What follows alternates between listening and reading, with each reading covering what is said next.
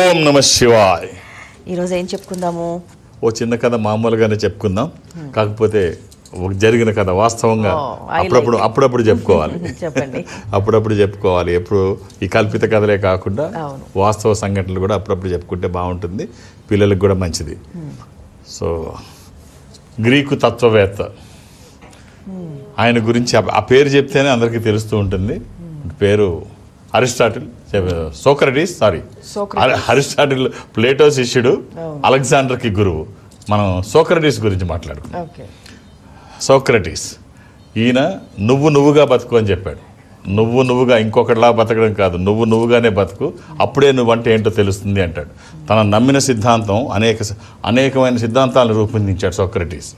వాటిని ప్రజల్లోకి తీసుకువెళ్ళి విపరీతంగా ప్రచారం చేశాడు. యూత్ అంతా అట్రాక్ట్ అయ్యారు. సోక్రటీస్ చెప్పే మాటలకి మంత్రముగ్ధులాగా వింటున్నారు, ఏది కాదని చెప్పడానికి వీల్లేదు.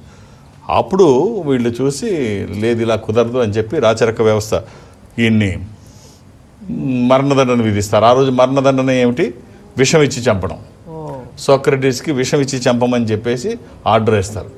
విషం చెప్పమంటే అసలు ఏం పట్టించుకోడు, అసలు దాన్ని అసలు సీరియస్గానే తీసుకోడు. సరే తీసుకెళ్ళి జైల్లో వేస్తారు. జైల్లో వేస్తే దేశంలో ఉన్న వాళ్ళందరూ సోక్రటీస్ని అంత పెద్ద ఆయన నిర్దాక్షిణ్యంగా మరణదండన వేస్తే ఆయన పరిస్థితి ఏంటో చూడడానికి దేశ ప్రజలందరూ, ప్రముఖులందరూ వచ్చి ఆయన కలిసి వెళ్తుంటే కించెత్తు కూడా ఆయనకి ఎక్కడ బాధ అనిపించలేదు. మామూలుగానే నవ్వుతూ అందరితో మాట్లాడుతున్నాడు. సరే విషం ఇచ్చే రోజు దగ్గరకు వచ్చింది. దగ్గరకు వస్తే ఇంకా 2 అవర్స్లో ఆయనకి విషం ఇచ్చి చంపుతారు, రెండే 2 గంటల్లో. అప్పుడు సోక్రటీస్ కిటికీలోంచి చూస్తే ఒక భిక్షగాడు ఒక ఇన్స్ట్రుమెంట్ వాయిస్తూ పాట పాడుతూ ఉంటాడు.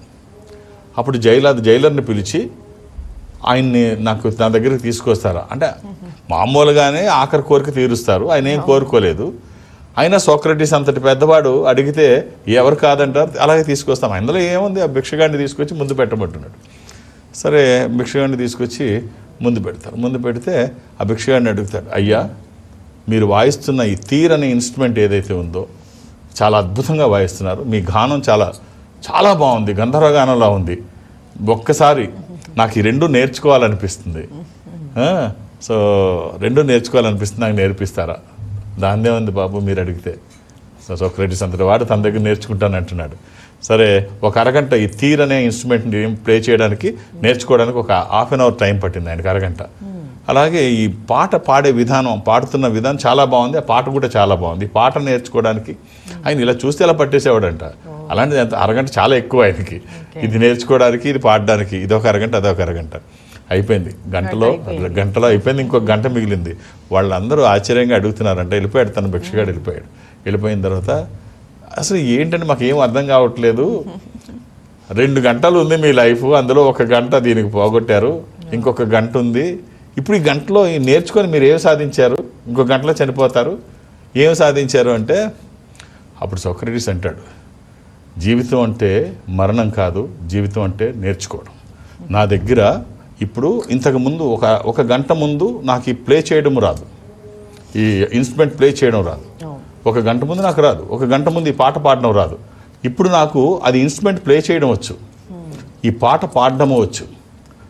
గొప్ప విశేషం ఏంటంటే నాకు ఇంకొక ఇన్స్ట్రుమెంటు, ఇంకొక పాట నేర్చుకోవడానికి ఇంకొక గంట సమయం నా దగ్గర మిగిలి ఉంది, ఇంకొక గంట నా దగ్గర నా ఖాతాలో సమయం ఉంది.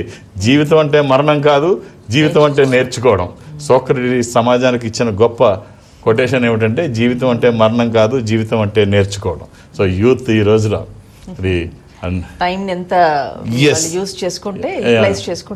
ప్రతి క్షణం ఆఖరి నిమిషం వరకు విద్యార్థిని అంటాడు ఆయన. చంపేశారు కదా, చనిపోయాడు. సోక్రటీస్ చనిపోయాడు. ఆ విధంగా ఎవరు లేదు. ఇప్పుడు రాజులు అనుకున్న తర్వాత వాళ్ళని ఎదిరించే శక్తి ఏముంటుంది?